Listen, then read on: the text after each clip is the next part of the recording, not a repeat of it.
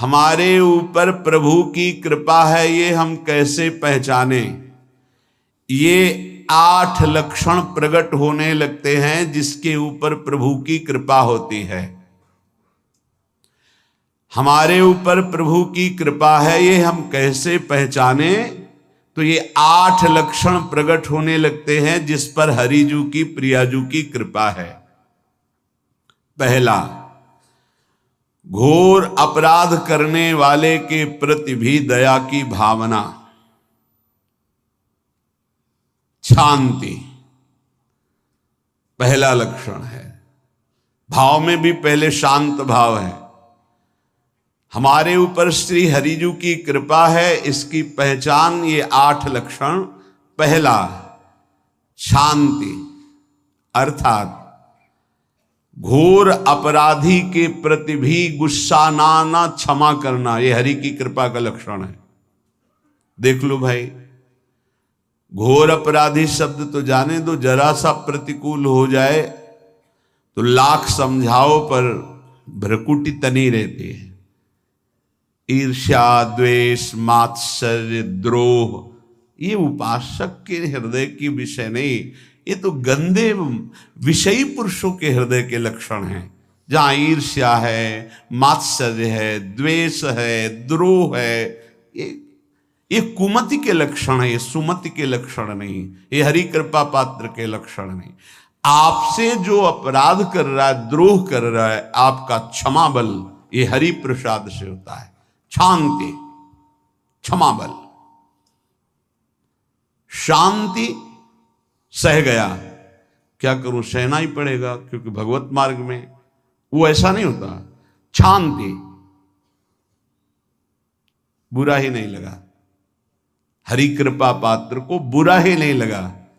उमा संत के यही बड़ाई, मंद करत जो करे भलाई, ये सीधा शांति की व्याख्या है। अपने यहां मंगल गान में, करत जे अनुशहन निंदक तिनहु पे अनुग्रह कियो, ये है हरि कृपा, ये है आचार्य कृपा, गुरु कृपा। अपराधी पर भी क्षमा का भाव होना, भला ऐसा है, अपराधी पर भी क्षमा का भाव होना, ये हरि कृपा पात्र में ही होगा, अन्य में नहीं। तो अगर अपने हृदय में ऐसा लगे कि ऐसा नहीं है तो हरिजू से प्रार्थना करनी चाहिए कि कृपा करो, मेरे में सामर्थ्य आवे। दूसरा, अनुसूया, वो किसी भी के प्रति कभी भी कोई दोष दर्शन ही नहीं करेगा। दोष कथन, दोष श्रवण की तो बात जाने दो। अनुसूया, दूसरों के गुणों में दोष ढूंढना ये नहीं होता, हरि कृपा पात्र में ये नहीं था। ये सब भजन के नाश करने वाले, जैसे पहला अपराधी पर क्रोध कर देना, तो माया ने भेजा इसीलिए था कि तुम्हारे साथ व्यवहार ऐसा करे कि तुम क्रोध करो, क्रोध करोगे तुम्हारी ऊर्जा शक्ति नष्ट हो जाएगी, अध्यात्म में जो चलने की थी, और कहीं तुमने संकल्प कर लिया तो भजन शक्ति नष्ट हो जाएगी। तो अगर भजन बल है तो गया, जरूर उसको दंड मिलेगा, पक्का मिलेगा, 100% मिलेगा, लेकिन आप खाली हो गए। ना भजन करने की वृत्ति रहेगी और ना भजन रहेगा, दोनों बात। अनुसूया, किसी के सद्गुणों में दोष देखना, गुणों में दोष ढूंढना, ये हरि कृपा पात्र में नहीं होता। ये बहुत मंगलमयी बातें हैं जिससे हमारा भजन मार्ग पुष्ट होता है। तीसरा, वो बाहर से और भीतर से पवित्र रहता है, हरि कृपा पात्र। शौचाचार का ज्ञान होना चाहिए, वस्त्र आपके पवित्र होने चाहिए, ये बाहरी जल रज आदि के द्वारा बाहरी पवित्रता, और निष्कपटता, निश्चलता, सत्य भाव, ये अंदर की पवित्रता है। अगर कपट है, छल है, असत्य है तो हृदय मलिन रहता है। भीतर और बाहर से पवित्र रहना, इसमें खास बात क्या है भीतर और बाहर से पवित्र रहने में? भीतर और बाहर से सदैव पवित्र कौन रह सकता है? तो बोले जो पुंडरीकाक्ष भगवान श्री हरि का प्रियाजू का स्मरण करता रहता है वो शवायाभ्यंतर शुचि, वो बाह्य और अभ्यंतर दोनों से पावन रहता है। तीसरी जो कृपा का लक्षण है अर्थात वो सदैव भगवत चिंतन परायण, शौचाचार का पालन करने वाला, बाहर और भीतर से हरि कृपा पात्र पवित्र रहता है। लघु शंका में जल पात्र में रखा जाता है, जनेंद्रिय को पवित्र किया जाता है, फिर हाथ रज से धो के, फिर कुल्ला करके, आचमन करके, पैर धोकर, ऐसे पवित्र आचरण, ऐसे पशुवत व्यवहार ठीक नहीं। कुछ लोग ऐसी गलती करते हैं कि जिसमें शौच हुआ जाता है उसी में बैठकर लघु शंका करते हैं, तो सारे वस्त्र, पूरा शरीर अपवित्र हो गया आपका। अब तो अटैच बाथरूम की व्यवस्था माया ने कर दी है। हमें लगता है कि शौचालय अलग होना चाहिए और स्नान गृह अलग होना चाहिए, थोड़ा ही चाहे भेद हो, अंतराय होना चाहिए पवित्रता के लिए। अब ये शौचालय है, यही स्नान करना है, यही लघु शंका करनी है, तो पवित्रता का निर्वाह नहीं हो पाता। यदि जिस उस जगह आप शौच करते हैं, जो बैठकर उसी पे बैठ के लघु शंका करते हैं, तो आपको पूरा वस्त्र सहित स्नान करना चाहिए पवित्रता के, तभी बुद्धि भ्रष्ट हो जाती है। आपको मंत्र का निरंतर चलना ये कठिन पड़ जाएगा। पवित्रता का निर्वाह करो। देह राग मिटने के बाद एक स्थिति आती है, अवधूत स्थिति, उसमें फिर शरीर की पवित्रता का कोई संबंध नहीं रह जाता।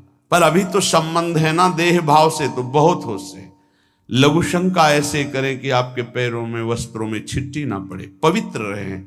हर समय हमें पवित्र मंत्र जपना है, नाम जपना है, श्री की सेवा में रहना है। बहुत जल्दीबाजी खड़े खड़े लघु शंका की, छिट्टियां पड़ रही, बस ऐसे चल दिए, वो पशुवत आचरण भगवत मार्ग में नहीं चल पाओगे। वो अंदर तुम्हारे व्याकुलता पैदा करता रहेगा, भोगों की, संसार की। शौचाचार का बहुत बड़ा फल है, शरीर राग छूट जाएगा। ये बात समझ लो, शरीर राग छूट जाएगा।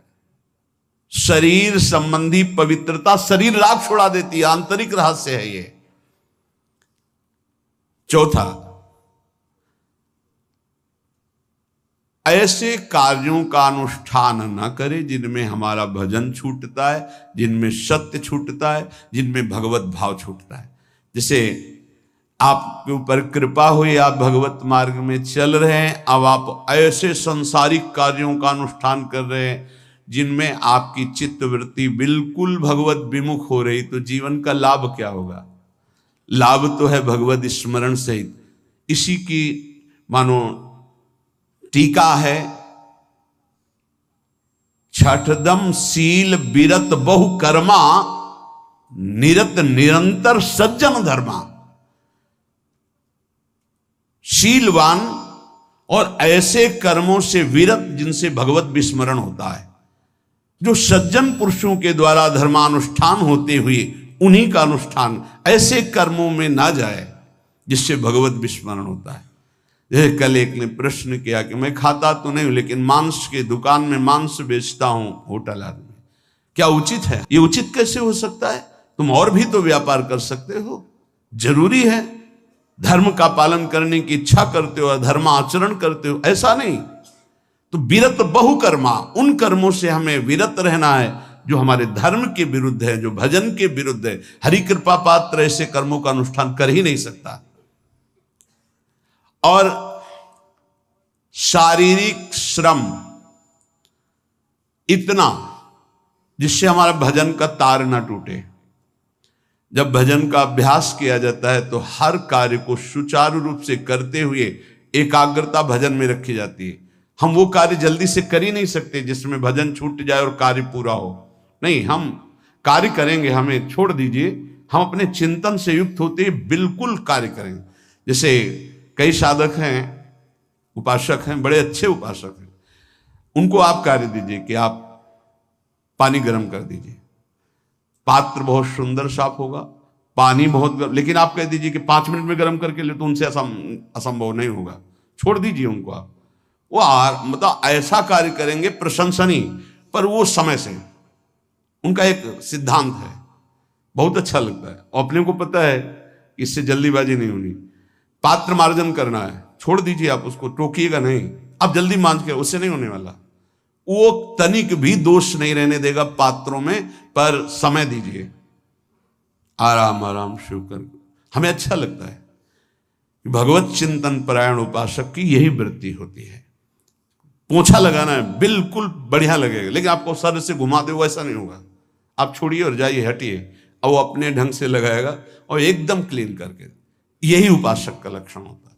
जो कार्य करेगा सांगोपांग करेगा, पर वो बहुत मस्ती से होगा, क्योंकि उसका भगवत चिंतन चल रहा है।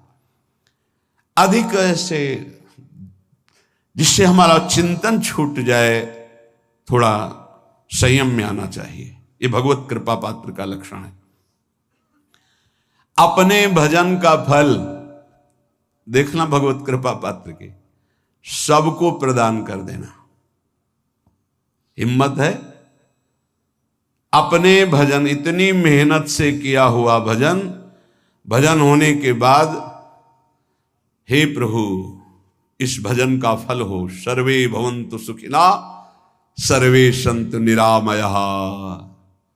यहां तो कहते हैं महाराज, एक माला रोज आपके लिए करता हूं कि आपकी बीमारी ठीक रहे, तो शेष किसके लिए करते हो प्रभु?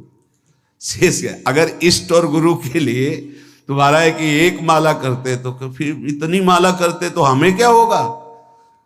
सब आपको दे देंगे तो हमें क्या होगा? तभी भजन का रहस्य नहीं जाना। सबके मंगल के लिए अपने भजन को समर्पित कर देना। देखो भाई भजनानंदी, भजन में अरुचि होने लगेगी? नहीं होने लगेगी। सुबह से शाम तक पसीना चुआए हम, और भजन का फल दे दे सबको। तो इसका रहस्य बताते हैं।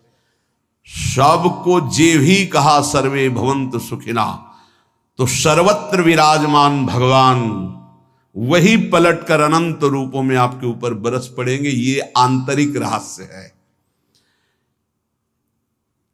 हमने जो भजन किया वो एक सीमा में था, और जब हमने संपूर्ण विश्व को दे दिया तो असीम बनकर वापस हुआ।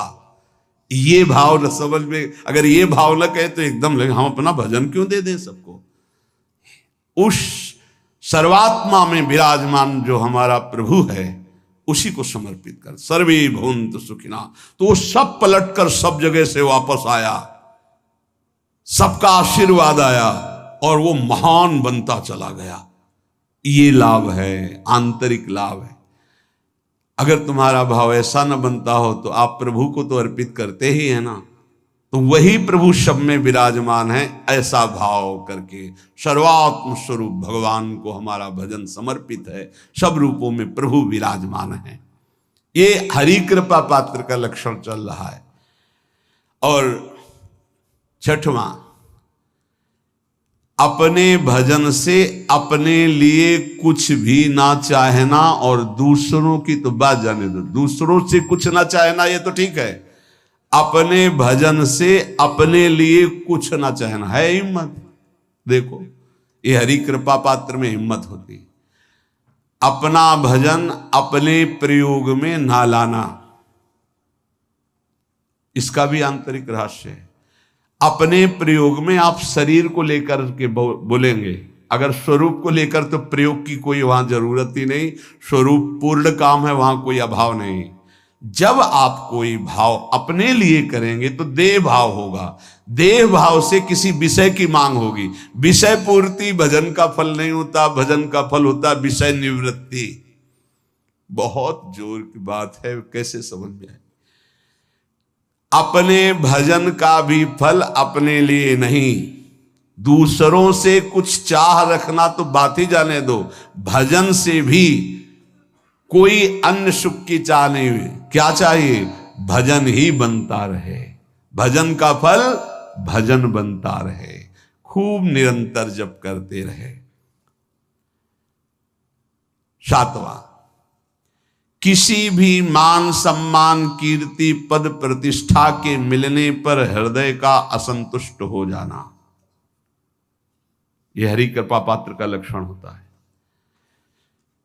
प्रणाम नमस्कार जय हो तो हृदय में असंतुष्ट हो जाना चाहिए। कोई किंचन मात्र अभिमान न उदय हो जाए। प्रभु बचाओ, ये माया की चकाचौंध से बचा लो नाथ।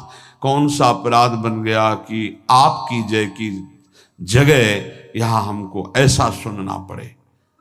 जैसे एक बार महापुरुष जन कह रहे थे कि जब गुरुजन बड़ाई करने लगे सामने शिष्य की, तो उसको ग्रीवा झुका लेनी चाहिए और पश्चाताप करना चाहिए कि कोई गलती हो गई, आज हमारे गुरुजी ने हमारी बड़ाई कैसे कर दी, इसका मतलब कोई दोष बन गया, कोई गलती हो गई, और प्रार्थना करना चाहिए कि क्षमा कीजिएगा महाराज, अगर कोई गलती हो तो दंड दीजिएगा, लेकिन ये दंड मत दीजिएगा कि आप हमारी प्रशंसा कर रहे हैं। भगवान, इससे बड़ा और कोई दंड नहीं हो, ऐसा महसूस होना चाहिए।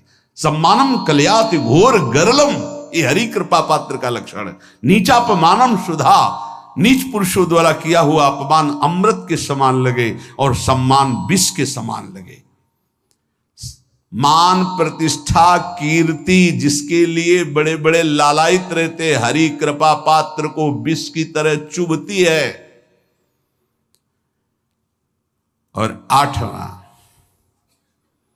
किसी भी प्राणी समुदाय से संबंध ना रखते हुए सब पर दया की भावना, सब पर कृपा की भावना, सब पर करुणा मैत्री, पर किसी से ममता नहीं।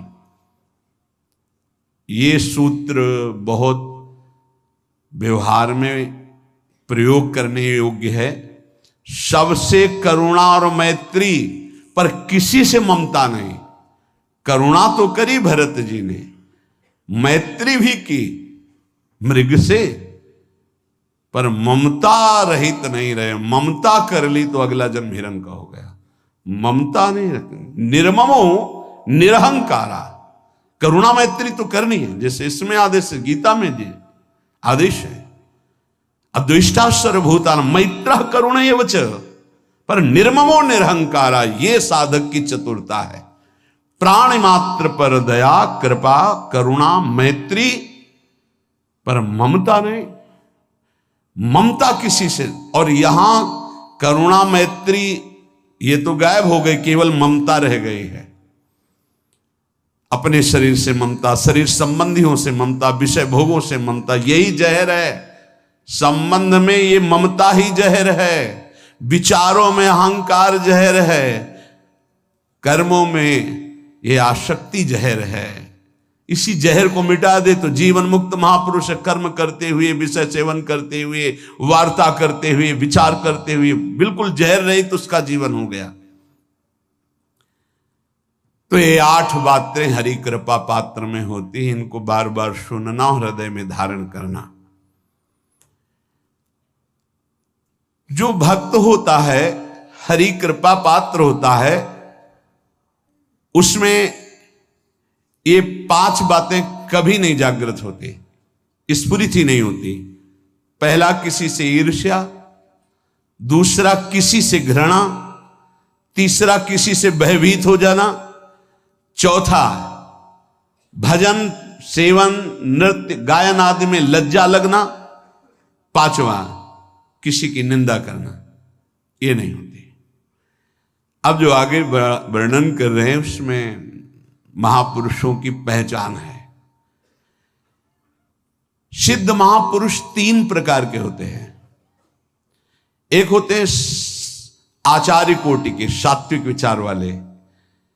एक होते हैं भ्रष्ट आचरण वाले, एक होते पिशाचाचरण वाले, और तीनों सिद्ध हैं।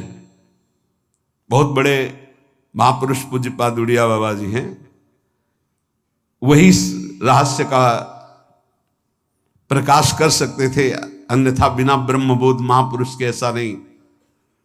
तीनों सिद्ध हैं, तीनों भगवत प्राप्त है। सात्विक आचार वाले, जो आचार्य कोटि के होते हैं, एक एक अक्षर शास्त्र मर्यादा के अनुसार चलने वाले, जैसा शास्त्र कहता वैसा उनके आचरण में दिखाई देगा, और वो उससे सिद्ध भगवत प्राप्त महापुरुष हैं, पर उनके आचरण तस्मात् शास्त्रम प्रमाणम थे। दूसरे भ्रष्टाचार, ऐसों को पहचान पाना बहुत कठिन होगा। भेष मलिन, आचरण मलिन। जैसे आप में कोई पुराना हो तो शायद जान पाएगा, भगवान दास नाम के एक संत इसी चौराहे पे रहते थे। ये जो चौराहा है, कभी नंगे पड़े रहते थे, कभी वो पा रहे उनके साथ कुत्ता पा रहा है, कभी नाली का पानी पी रहे हैं, और भगवत प्राप्त महापुरुष थे। इसकी पहचान स्वयं की। कोई चाय रखने गया, उठा के ईंट मार दी, गाली दे दी, दौड़ पड़े, पकड़ पाए तो 10-5 घूंसे थप्पड़ मार दिए। ऐसा उनका व्यवहार था, भ्रष्टाचार। हलवा कोई रख गया, खिचड़ी रख गया, कुत्ता खा रहा है, उसी के साथ वो खा रहे हैं। कभी गमछा लपेटे, कभी नंगे, सीधे प्रकृति का वार शरीर से सहते थे, बस चौराहे पे ही रहते थे। बहुत अगर गए तो ये राधा टीला है, बस इतना ही उनका था। राधा टीला से इधर, और इधर थोड़ा चढ़ाई जो है जहां पूज्य श्री चंद्रशेखर बाबा जी वास करते, उसके इधर, मतलब चौराहे के बस इतने में ही रहते थे 12 महीना, 20 साल उनको देखा। तो जब काशी से आए हुए थे तो उनको देखा तो उनकी दृष्टि से लगा कि ये स्थिति प्रज्ञ महापुरुष हैं, पर अपने को छुपाए हुए ऐसी लीला करें। पर उनके कुछ ऐसे आचरण थे जिनसे लगा कि इनकी, हमें लगता है, बुद्धि खराब है क्या, मतलब पागलपन का दौड़ा है क्या ऐसे। राधा रमन जी दर्शन करने गए तो जो पुंडरीक जी हैं इनके बाबा, वो उस समय थे, उनके पुत्र जो पुंडरीक जी के पिताजी, वो उनके सहयोग में, तो करुणा कृपा हुई उनकी, उन्होंने देखा। वो तो बाद में परिचय जाना उनका, हमें पता नहीं, तो बाद में परिचय। वो पीत वस्त्र धारण किए हुए वयोवृद्ध एकदम डलिया लाए, राधा रमन जी को निकाल करके अपने को प्रसाद मिला, तो सीधे राधा रमन जी की कृपा का अवलोकन करते हैं। और परिक्रमा लगाना, एकदम संकल्प बना, कमंडल में 2 कुलिया रखी, ढक्कन से ऐसे ढक के, और बस मन में आया कि अगर वो बाबा हमसे आते हैं, हमारे कमंडल से कुलिया, सत्य, परम सत्य, कुलिया लेते हैं और पाते हैं और फिर रख के चल देते, तो मैं मान जाऊंगा कि प्रभु ये आपके धाम के सिद्ध महापुरुष हैं, आए हुए थे हम काशी से ऐसे। क्योंकि काशी में ऐसी लीलाएं देखी थी बड़े अवधूत कोटि के महापुरुषों को। आपसे सत्य कहते, वो पेड़ हट गया, रमण रेती में था, बीच रोड में था, चबूतरा बना था, वो ऐसे पड़े थे, वहां के हम बैठ गए, बिजली की तरह उठे, रफ्तार से आए, खड़े हो गए हम बिल्कुल, क्योंकि हमें पता था कि घूंसा और थप्पड़ इनका प्रसाद होता है।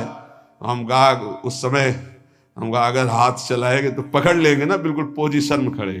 तो बंगाली भाषा में कुछ बोले, वैसे गले में हाथ डाला, ढक्कन हटाया, कुलिया निकाली, पाया, कुलिया वहीं रखा, ढक्कन रखा, गए और वहीं लेट गए। सत्य कहते एकदम रोम रोम खड़ा हो गया कि अरे भगवत प्राप्त महापुरुषों को जानना बड़ा कठिन है, कैसे आचरण, भ्रष्ट आचरण से रहते हैं। कभी दिगंबर, कभी गमछा लगा हुआ है, कभी कुत्ते के साथ खा रहे, कभी नाली का पानी पी रहे। पूज्य बाबा कह रहे आचरण मलिन, नाली या पैखाने का भी पानी पीने में उनको कोई भी परेशानी नहीं। गंदे जगह मलिन भाव से पड़े रहना, किंतु वृत्ति हर समय भगवदाकार रहना, भगवदाकार रहना। ये तीसरे, पिशाचाचार, गाली गलौज करना, ईंट पत्थर से मारना, हर मलिन चेष्टा बहुत कठिन है, बहुत कठिन है। ये सब देखने को मिला है भगवत कृपा से तीनों प्रकार के महापुरुषों का। वृंदावन में एक आगंतुक संत आए थे बाहर से, वो रात्रि में हर वृक्ष के नीचे खड़े रहते, पैर सूज गए थे, उनको कभी बैठे और लेटे नहीं देखा, खड़े ही रहते थे। ये 25 वर्ष के लगभग की बात है। उनको जब देखा तो देखते ही उनकी दृष्टि ऐसी थी ऊर्ध्व, लगा ये तो भगवत प्राप्त महापुरुष है। 45 वर्ष की अवस्था हो, बस खड़े रहते थे, चरण उनके फट गए थे ऊपर से ऐसे खड़े खड़े। रात्रि में एक दिन हिम्मत की, बोलते नहीं थे वो, अरे लार बह रही है ऐसे गंदे कपड़े, तो महाराज जी आप कृपा करें। उस समय मदन टेर में कि आप आइए, तो सहज में से खड़े हो गए। तो आटे के 4 लड्डू हमें मिले हुए थे, तो उनका आप कृपा करके पाइए, पाले। तुमका आपका ये जो बाहरी परिवेश है और आपके जो बाहरी लीलाएं हैं, ये बाहरी लोग तो भले न समझ पाए, पर प्रभु मुझे ऐसा अनुभव होता है आप भगवत प्राप्त महापुरुष हैं। रो पड़े हो, कभी हमने उनको ऐसा नहीं देखा, रो पड़े। और उनका ये हमारे गुरुदेव की कृपा है। उनका कब से वृंदावन आप आए? बोले कुछ दिन हुए। बोले वृंदावन की रज का प्रभाव कितना दिव्य है कि अब जाने का मन नहीं होता है। पर आप अब दोबारा हमसे मिलने की चेष्टा मत कीजिएगा, कभी दूर से देख लीजिएगा, पर आप कभी मिलिएगा नहीं। आप भक्त हैं इसलिए आपसे संभाषण कर लिया। ये तो आपने सुना सुबह की लीला, ईंट चल रही थी उनपे, वो दिगंबर खड़े थे, ईंट मार रहे थे लोग, परिक्रमा वाले लोग उनको ईंट मार रहे थे, कई जगह उनके ईंट लगी। उनको लग रहा था ये पागल है, नहीं पहचाना जा सकता। 3 प्रकार के महापुरुष होते। एक होते सात्विक आचार वाले, बहुत जो शास्त्रीय आज्ञाओं वैसे ही अक्षरशः आपको दिखाई देंगे, आचार्य कोटि के, पवित्र शरीर, पवित्र वस्त्र, पवित्र आचरण, एकदम आचार्य कोटि। दूसरे एकदम भ्रष्ट आचरण, समझ ही नहीं सकते आप। तीसरे पिशाच की तरह, समझ ही नहीं सकते उनको। अब लाभ होता है केवल पहले वाले से, सात्विक तस्मात् शास्त्रम प्रमाणम थे, इससे जनता का लाभ होता है।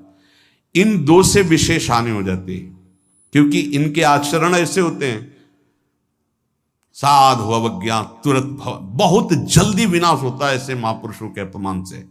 सात्विक महापुरुषों के नहीं, अगर उनसे अपमान भी हो जाएगा तो क्षमा करेंगे वो सब।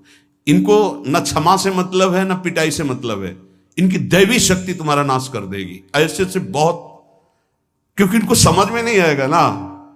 काशी में भी देखा है, कुल्हड़ चल रहे हैं सब, और ब्रह्माकार वृत्ति, लोग समझ नहीं पा रहे हैं, चाहे कि कुल्हड़ जमाए मार रहे हैं उनके ऊपर। ऐसे किया, बिल्कुल जो चर्म है प्रकृति को सहते सहते भैंसे का जैसे हो गया मोटा एकदम, और उनके ऊपर मार पड़ रही है, वो मुस्कुरा रहे हैं, चल रहे हैं। उनका गजब हो गया, ब्रह्माकार स्थिति महापुरुष के सामने। ऐसे कोई समझ ही नहीं पाता। तो कह रहे हैं ऐसे भक्तों से प्रायः सबकी हानि हो जाती है, क्योंकि समझ पाते नहीं कि स्थिति क्या है, और जब उनका अपमान करते हैं, उनको मारते हैं, पीटते हैं, उनका सर्वनाश हो जाता है। वो करते नहीं है, उनका प्रभाव कर देता है, पर सात्विक महापुरुषों से किसी का मंगल नहीं होता। इसलिए समाज का परम मंगल शास्त्र के द्वारा आचरण किए हुए जो सिद्ध महापुरुष हैं उनसे होता है। ये 2 प्रकार के महापुरुष जो होते हैं, कई तरह से हानि हो जाती है। आप समझ ही नहीं पाएंगे, आप अपमान कर देंगे, अनिष्ट हो जाएगा आपका, क्योंकि यहां ना क्षमा है न दंड है। दैवी शक्तियां उनकी सुरक्षा में लगी हुई, वो सर्वनाश कर देंगी। इसलिए बाबा परिचय बता रहे कि अगर तो इनको पागल न समझा जाए। ये प्रायः जैसे एक बार बताया था कि हरगोविंद जी के पांडाल में रास हो रहा था, एक दिगंबर महापुरुष आए और वो ऐसे खड़े थे पीछे से, चूंकि आरती करने के बाद पीछे राधा वल्लभ जी की गए तो पीछे ही खड़े होना था, तो बिल्कुल पास बूट पहने हुए मारा लात पीछे से, वो मुभरा गिर गए।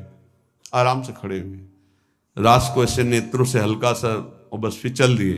वो पीछे 10 बार लात मारता गया, वो मुड़ के नहीं देखा किसने मारा, पीछे पीछे हम 10 कदम चले। गजब हो गया, ऐसी स्थिति इस महापुरुष की।